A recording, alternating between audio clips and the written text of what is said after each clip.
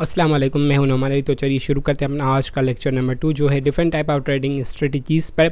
हम इसमें ये पढ़ेंगे कि सिंपली जो ट्रेडिंग होती है वो कितने किस्म की होती है और डिफरेंट टाइप ऑफ ट्रेडर कितने होते हैं। उसके साथ हमने पढ़नी है मेजर करेंसीज़ और मैं आपको यहाँ पर डिफरेंट करेंसीज़ के सिंबल भी बताऊँगा और जो मेन कॉन्सेप्ट है फॉरेक्स ट्रेडिंग में पिप का पॉइंट का वो भी हम समझेंगे। तो चलिए शुरू करते हैं। तो जी पहले तो देखिए यहाँ पर चार्ट बना हुआ है, 3 रोज़ हैं, ट्रेडिंग स्टाइल है, टाइम फ्रेम है, time period of the trade है। ट्रेडर 4 किस्म के होते हैं, स्ट्रेटजीज़ 4 किस्म की होती है। नंबर पहली है स्कैल्पिंग, नंबर दूसरी है डे ट्रेडिंग, नंबर थर्ड है जो है हमारे पास स्विंग ट्रेडिंग है, नंबर 4 जो है वो है पोजीशन ट्रेडिंग। अब भी स्कैल्पिंग क्या होती है, टाइम पीरियड क्या होता है उसका, देखिए जो स्कैल्पिंग होती है वो शॉर्ट टर्म के लिए होती है, यानी कि बहुत ही कम टाइम के लिए हम किसी भी ट्रेड को ओपन करते हैं देन क्लोज़ कर लेते हैं। और वो हम मेनली जो है सेकंड्स या मिनट्स तक रखते हैं ट्रेड, उसके बाद हम क्लोज़ कर लेते हैं। इसमें आपका कोई 2-3 मिनट जाएंगे देन आप उसके बाद उसको क्लोज़ कर लेंगे। 10 to हम 20 पॉइंट्स उसका प्रॉफिट रखते हैं, यानी अगर छोटा अकाउंट होगा $2-3 होगा, अगर बड़ा होगा तो मैक्सिमम हम उसको $20 से $30 का प्रॉफिट लेते हैं। ठीक है जी। उसके बाद नंबर 2 टाइप का जो है वो है डे ट्रेडिंग। ये काफ़ी मशहूर कॉन्सेप्ट है, शॉर्ट टर्म टाइम फ्रेम है इसका। मैक्सिमम जो हम पोजीशन है, जो ट्रेड है वो एक दिन के लिए लगाते हैं, देन उसको शाम को क्लोज़ कर लेते हैं, या तो लॉस में होगी या तो प्रॉफिट में होगी। तो इसका जो टाइम पीरियड है वो एक दिन है, लेकिन जो इसका पिप्स का कॉन्सेप्ट है वो तकरीबन 50 to 60 पॉइंट हम गेन करते हैं। यानी कि सिंपल मैं आपको बताता चलूँ, उसमें हम $1 ले रहे थे तो इसमें हम $5-6 लेंगे या $500-600 का प्रॉफिट गेन करेंगे। ठीक है जी, इसमें ज़्यादा में ज़्यादा प्रॉफिट इसी में होता है। स्विंग ट्रेडिंग है जो वो शॉर्ट टर्म भी होती है, मीडियम टर्म भी होती है, जिसमें हम वेट करते हैं किसी भी ट्रेड के लिए सेवरल डेज तक, सम टाइम वीक्स। ठीक है, आपने एक बार ट्रेड लगाई तो उसे वीक तक आप छोड़ देंगे, कुछ हफ्तों तक छोड़ देंगे, देन आपने क्लोज़ करनी है। अगर वो आपके जो पॉइंट है वहाँ तक पहुँच जाती है, इसमें तकरीबन 150 से 200 पॉइंट का हम गैप रखते हैं। पॉइंट क्या होते हैं वो भी मैं आपको बताता हूँ आगे चलकर।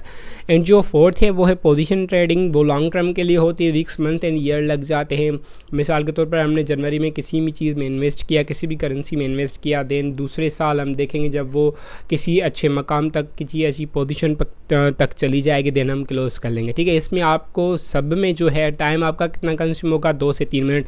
आपने ट्रेड लगा ली, छोड़ दें, अगर वो आपके प्रॉफिट को हिट कर गई तो इनक्लोज हो जाएगी, वरना आपको लॉस में बंद करनी होगी। तो यहाँ पर जो हम यूज़ करेंगे वो होगी स्कैल्पिंग एंड डे ट्रेडिंग। ठीक है, जो छोटे अकाउंट वाले हैं वो स्कैल्पिंग यूज़ करेंगे, जो बड़े अकाउंट वाले हैं वो डे ट्रेडिंग यूज़ करेंगे। आपका मैक्सिमम टाइम कितना कंज्यूम होता है, बस आपने ट्रेड लगानी होती है, एनालिसिस करना होता है मार्केट कहाँ जाएगी, नीचे जाएगी, ऊपर जाएगी। फॉरेक्स में आपको 2 चीज़ें मिलती हैं, एक तो ऊपर जाएगी तब भी आपको प्रॉफिट होगा जब आपने बाय लगाना है, नीचे जाएगी तब भी आपको प्रॉफिट होगा आपने सेल लगाना है। ये दोनों टर्म आपको आगे चलकर मैं इंशाल्लाह क्लियर करवा दूंगा। ठीक है जी, स्कैल्पिंग एंड डे ट्रेडिंग पर हमने कॉन्सेप्ट क्लियर कर लेना है यहाँ पर। देन उसके बाद कुछ करेंसीज आती हैं, पेयर्स आते हैं। हमेशा फॉरेक्स में 2 पेयर होते हैं, 2 करेंसी एक दूसरे के अपोजिट चलती हैं। ठीक है जी, the euro and USD dollar. अगर देखा जाए तो 2 करेंसीज हैं यहाँ पर, एक है यूरो, दूसरी है USD। ये जो यूरो है फर्स्ट करेंसी, इसे बेस करेंसी बोलते हैं, जो USD है वो सेकंड करेंसी, उसे कोड करेंसी बोलते हैं। ठीक है, यूरो डैश USD। ठीक है जी, the US dollar and Japanese yen. जो US डॉलर है वो है हमारी बेस करेंसी, जो जापानीज़ येन है जिसे हम JPY शॉर्ट टर्म में बोलते हैं वो है हमारी कोड करेंसी। दूसरी जो करेंसी होती है वो कोड होती है, जो फर्स्ट वाली होती है वो होती है बेस करेंसी। एंड जो थर्डली है वो है ब्रिटिश पाउंड स्टर्लिंग, बरतानिया का सिक्का, एंड US डॉलर, GBP जिसे बोलते हैं बरतानिया के सिक्के को, USD तो अमेरिका के डॉलर को बोलते हैं। ठीक है जी, US dollar and Swiss franc Switzerland का सिक्का है, स्विस फ्रैंक उसे बोलते हैं, CHF बोलते हैं हम। देन उसके बाद कुछ करेंसी उसकी सिंबल आपको यहाँ पर याद करनी होगी। यूरो की EUR है, फॉरेक्स में आपने याद करनी है कि जो सिंबल होती हैं वो तकरीबन 3 डिजिट्स पर, 3 लेटर्स पर शुमार होती हैं। यूरो की EUR है, ग्रेट ब्रिटेन पाउंड की GBP है, एंड अमेरिकन डॉलर की USD है, एंड उसके बाद जापानी येन की जो है JPY है, एंड स्विस फ्रैंक की CHF है। ठीक है जी, तो यह उम्मीद करता हूँ आपको टॉपिक क्लियर हो गया होगा। उसके बाद आता है कॉन्सेप्ट जो है व्हाट इज पिप या पॉइंट, हम पढ़ेंगे। सिंपल ये डेफिनेशन आपने याद कर लेनी है, नहीं करें भी कोई मसला नहीं। पिप की जो फुल फॉर्म होती है वो है प्राइस इंटरेस्ट पॉइंट। ठीक है, समझ लेंगे।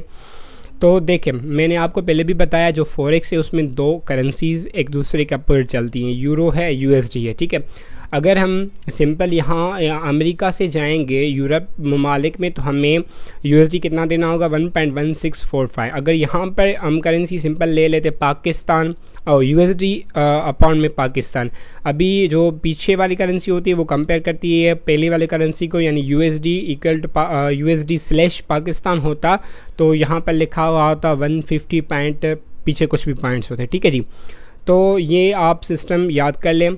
यहाँ पर एक दूसरा कॉन्सेप्ट ये है कि जो भी JPY की करेंसीज़ है, जैसे USD JPY है एंड ARD JPY है, GBP JPY है, यूरो JPY है, JPY के पीछे हमेशा 2 डिजिट्स होते हैं, दूसरी करेंसीज़ के पीछे पॉइंट के पीछे हमेशा 4 डिजिट होते हैं। जैसे यूरो USD है, उसका मेन एस्टीमेट वैल्यू जो बनता है USD में, अगर USD वाले अब बंदे यूरो में जाएँ तो उनको इतना देना होगा 1.1645, ठीक है जी। इसके पीछे कितने डिजिट्स हैं? 4 डिजिट्स हैं। अगर देखा जाए USD JPY के तो उसके पीछे 2 डिजिट्स हैं 112.75।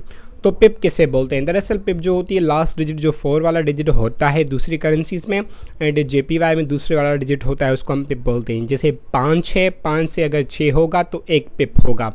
अगर 45 है, 45 से 55 होगा यहाँ पर लास्ट में तो 10 पिप होगा। अगर 65 होगा तो 20 पिप होगा। अगर 75 होगा तो 30 पिप होगा।